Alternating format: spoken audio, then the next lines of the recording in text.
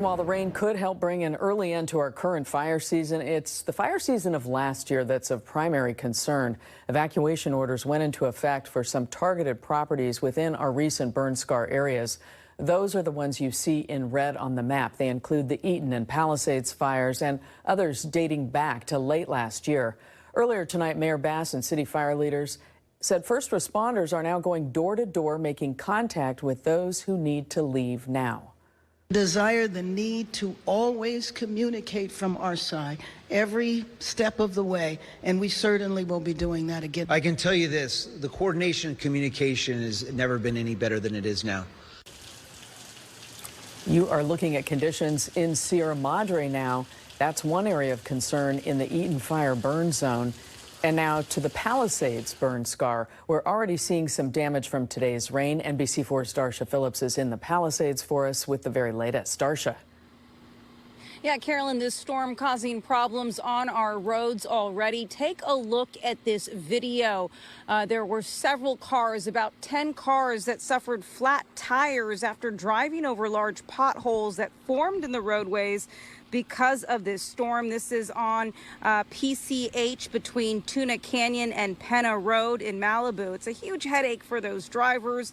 It looks like this happened on the southbound lanes of PCH. Caltrans working to resolve the issue and also getting help for those drivers that are now stranded.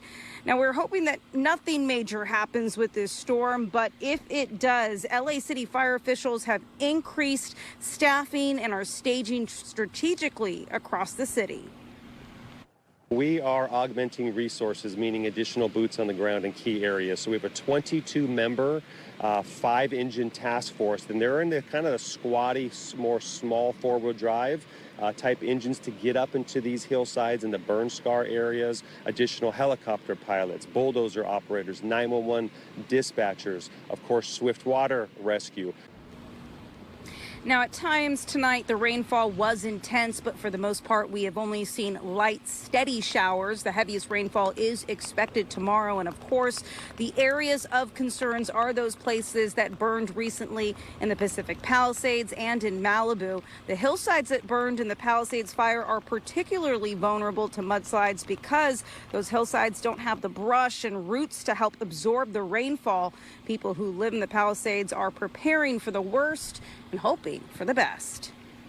Well, I got a swimming pool out the back that I've drained a little bit of the water out of it, so I've got some submersible pumps in low-lying areas. I've checked my rain gutters and everything like that, so we've got all the prep we can do. There's nothing coming from the property next door, so we think we're good. Now, evacuation orders are in place for parts of Los Angeles. There are 126 orders in total. 121 are in the Palisades and 5 in the Mission Division. Now, back here live, we are in front of a fire station in the Pacific Palisades. You can see they have some of their rigs out at the ready. That's some of that strategic planning and placing to make sure that they are ready to respond at a moment's notice. And again, also the heaviest rain expected tomorrow. The word from officials, if you don't have to be out in this, just stay home. It's not worth the risk. Reporting live tonight from the Pacific Palisades, I'm Darsha Phillips. Carolyn, we'll send it back to you. All right, Darsha, thank you. People who live in the Eaton fire burn scar have a safe place to go tonight. NBC4's Macy Jenkins is live for us at the evacuation shelter at Arcadia Community Park. Macy.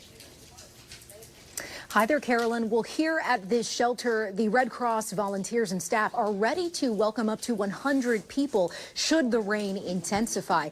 Now, as you were mentioning earlier, the Eaton fire burn scar area is under an evacuation warning, and that's in effect through Sunday morning. But there are specific homes, people who live in very high-risk areas who have been ordered to evacuate for their safety. As rain continues to drench foothill neighborhoods, Red Cross staff set up an emergency shelter in Arcadia Friday night. The first thing is to help everyone ground themselves, center themselves, and then we can figure out what next to do. Evacuation warnings in effect for much of the Eaton fire burn scar area, seen here in yellow, stretching from the Gabrielino Trail in Altadena to Vista Avenue in Sierra Madre. How does it make you feel to see the community going through something like this? It's just exhausting. Christine Cosner takes me back to January 8th, the day her son moved into her childhood home in Altadena. All they had was the lights from their phone, and the fire, they could see the fire like right there in the distance. So they had 15 minutes to grab my mom's like trunk that's 100 years old that had our kimonos in it, photo albums. He didn't grab any of his own stuff, and then they got out. Hours later, the fast-moving Eaton fire forced him to evacuate. The flames destroyed the garage, her son's car, the backyard, and all of the fencing. And while the house is still standing, she says lead levels inside are too unsafe to move back in. The Red Cross came in right away. I mean, within days, they were calling, giving money for rent. 11 months later, she's here to pay it forward as a volunteer. I just want to let them know we're here for them, that no questions asked. LA County Sheriff's Department says it's urged people in roughly 20 homes in the area to evacuate due to a heightened risk of damage from the storm. These are in like high mudslide areas, and so that's a big concern for us. The Red Cross site manager, Vesta Sung, urging anyone worried about debris flow or flooding to stop by the shelter for advice, a snack, and a friendly ear. Settle yourself, figure out what you want to do. It is common for folks to come to a shelter to gather themselves, almost just like a little temporary evacuation point for them, and decide, oh, I can now go to my sister's or whatever. So far, no one has stopped by for help here at this shelter, but the Red Cross volunteers and staff will be here for the next few days in case anything changes with the weather and people in this area need a safe place to go. Reporting live in Arcadia, Macy Jenkins, NBC4 News. All right, Macy, thank you.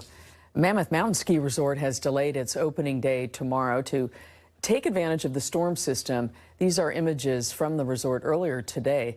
They're hoping for more snow to fall and colder temperatures in the days ahead. Mammoth did not give a new opening date, but said they will provide 24-hour notice.